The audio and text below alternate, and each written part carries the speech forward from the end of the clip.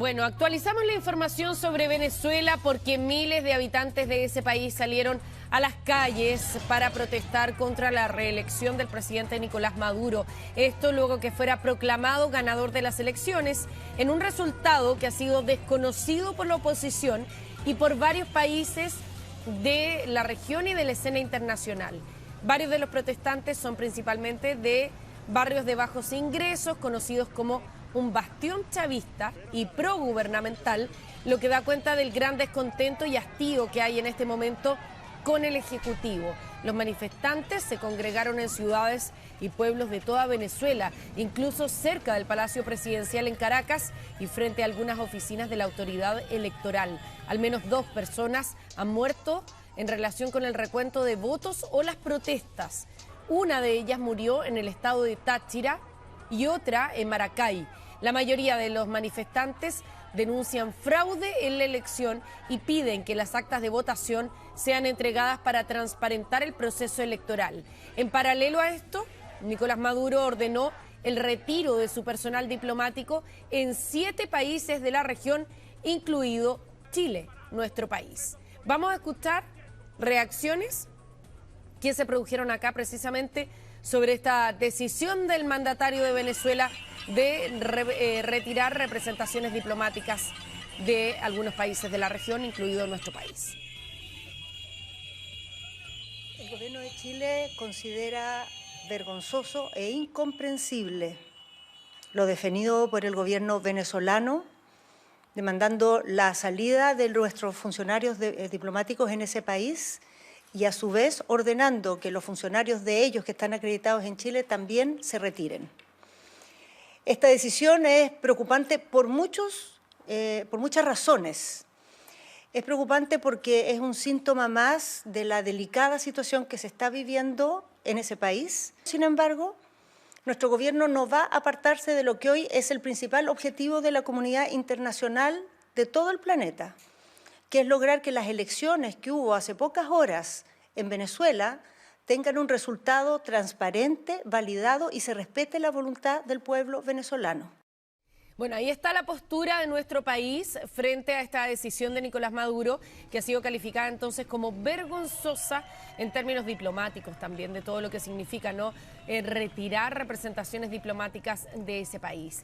Y lo que estamos viendo es lo que ha pasado con al menos 10 estatuas del fallecido mandatario venezolano Hugo Chávez, que han sido derribadas por manifestantes en medio de las protestas. Ahí estamos viendo las imágenes, también han derribado y quemado carteles con el rostro de Nicolás Maduro, entre otros símbolos propios del chavismo.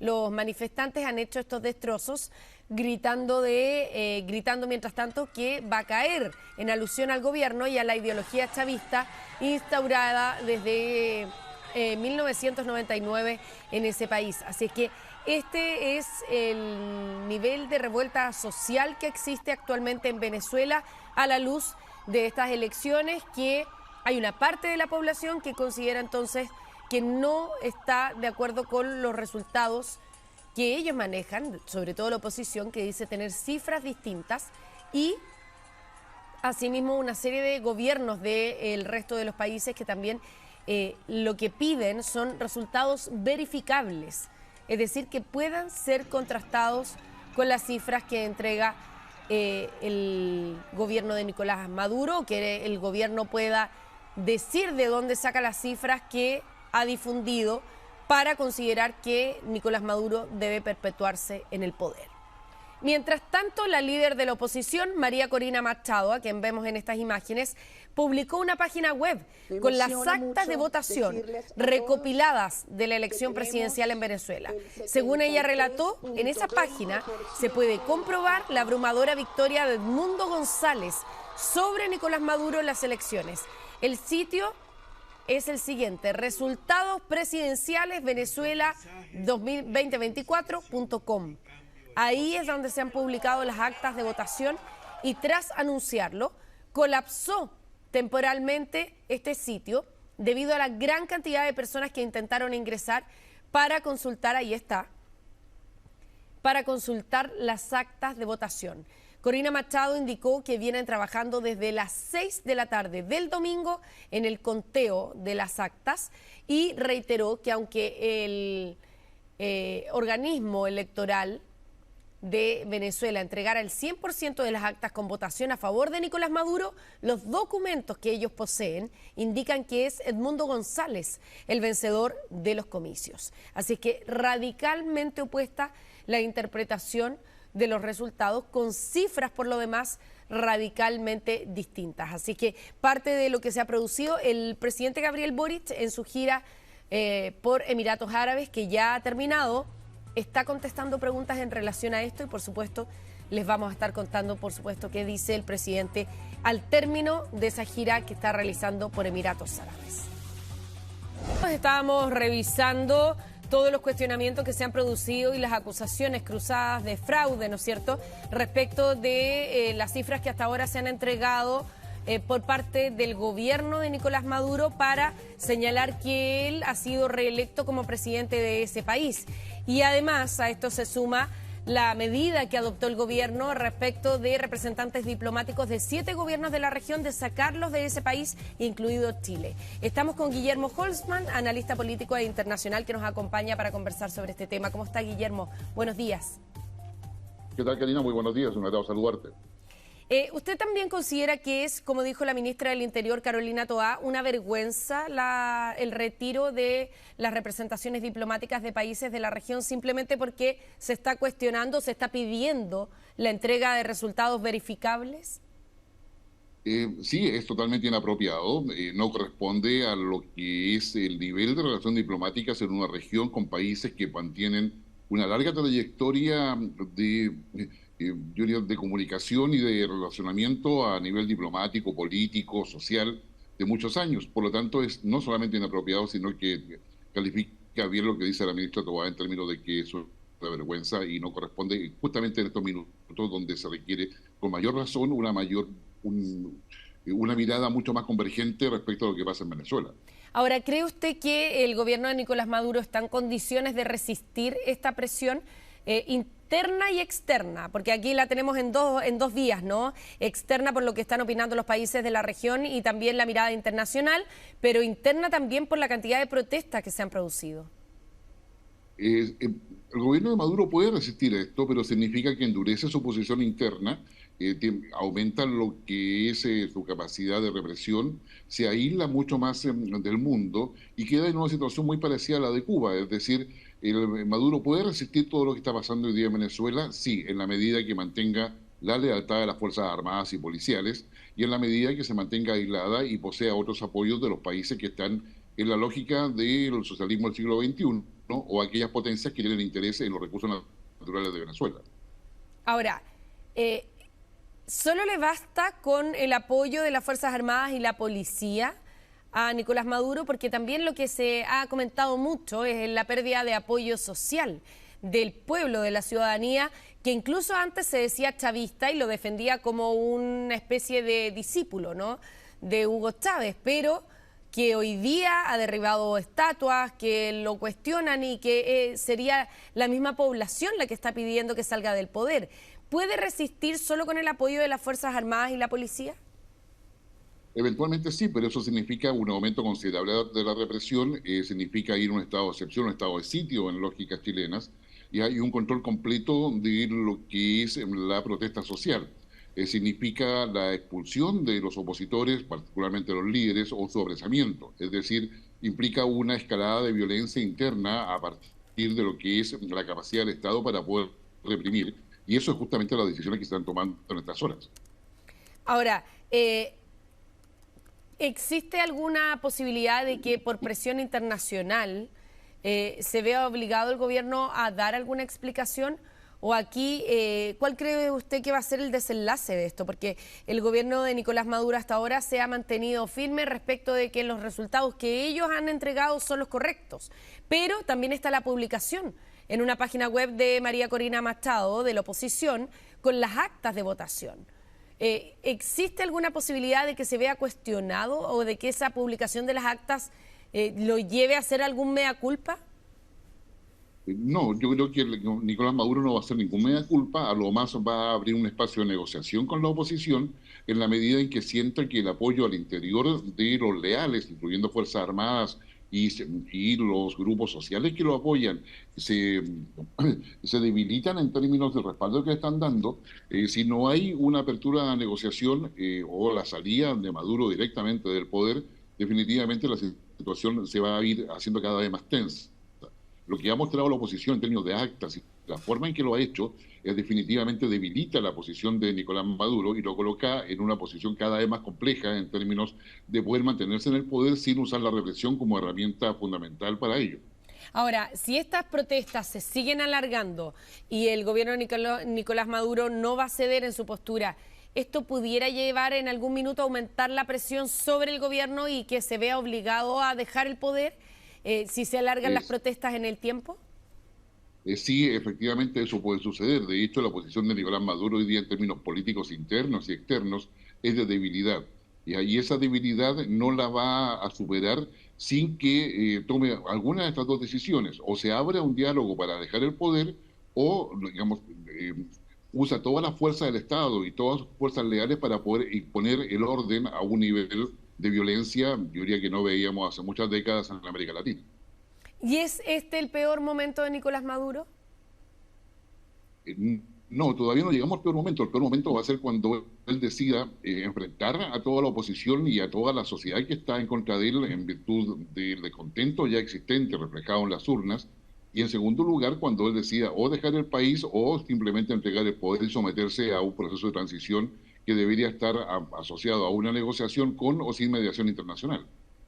Ahora, en la esfera interna aquí en nuestro país, ¿qué tanto complican las declaraciones del Partido Comunista, que ha apoyado las elecciones que se realizaron en Venezuela, destacando además la participación pacífica y respetuosa del pueblo? En un comunicado donde además dijeron que confiaban en la transparencia del proceso, considerando que ese es el mismo argumento que ha cuestionado el presidente Gabriel Boric y lo sigue haciendo ahora también al término de su gira por Emiratos Árabes.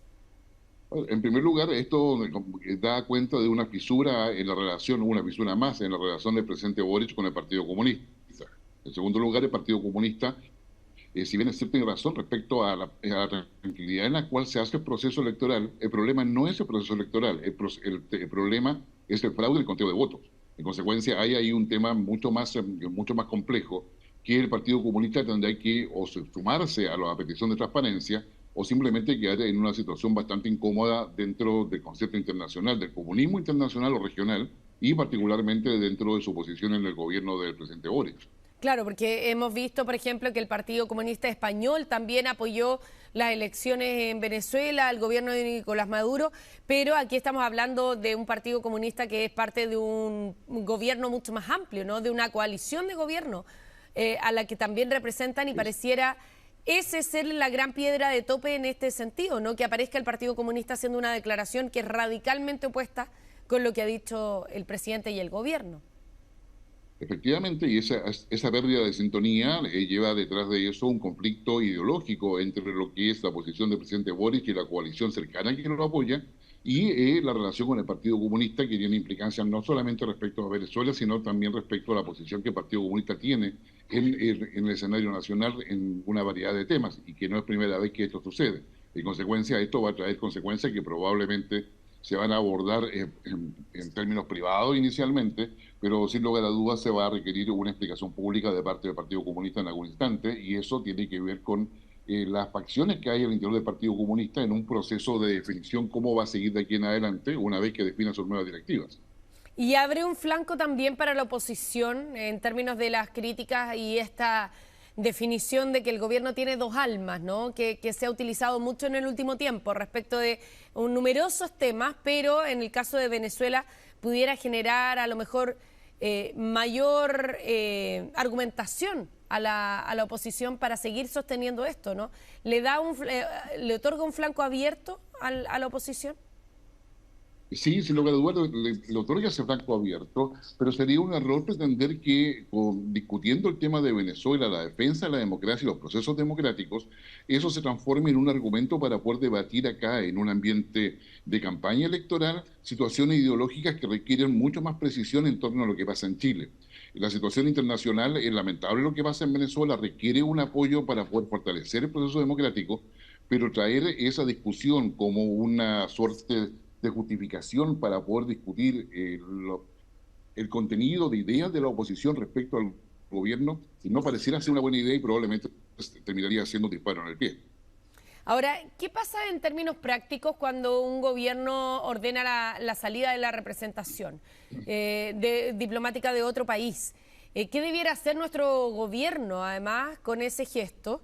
Y si eso, en términos prácticos, implica inmediatamente desalojar el país, ¿se les da un tiempo? ¿Cómo es el proceso en la práctica?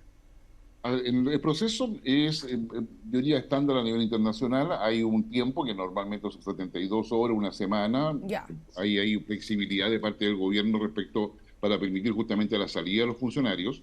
Luego viene la Cancillería, que debe buscar una embajada de un país amigo que represente los intereses de Chile mientras no haya representantes diplomáticos en Venezuela, para de tal forma que funcione el tema consulares particularmente, que es lo más relevante, y mantenga el seguimiento de los intereses de Chile en Venezuela.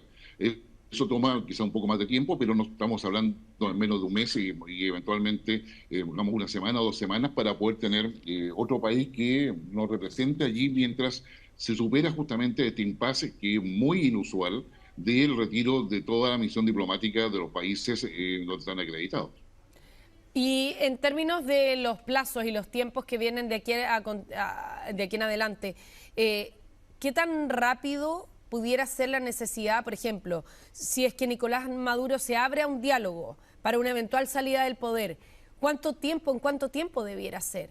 ¿O cree usted que Nicolás Maduro va a esperar esta escalada social o ver qué tanto respaldo tiene el discurso de la oposición en la ciudadanía, en el pueblo, ¿no?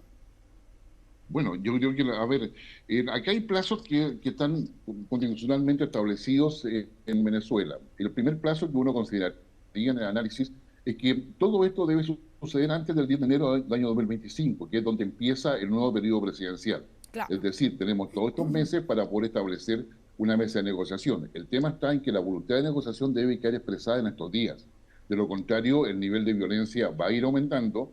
La segmentación respecto a grupos mucho más violentos de parte de la oposición y la respuesta represiva de parte del gobierno va a ir aumentando, y con ello la cantidad de muertos y por supuesto todo lo que es digamos, la conflictividad social se va a transformar en un gran problema en Venezuela, y que va a tener repercusiones en todos los países donde hay venezolanos, incluyendo Chile. Bueno, Guillermo Holzmann, le queremos agradecer por haber conversado con nosotros sobre este momento particular que está atravesando Venezuela y también lo relacionado con Chile, ¿no es cierto?, que es una de las representaciones diplomáticas que debería dejar ese país en los próximos días. Muchas gracias, que tenga un buen día. Igualmente para ti, Erika, que esté muy bien.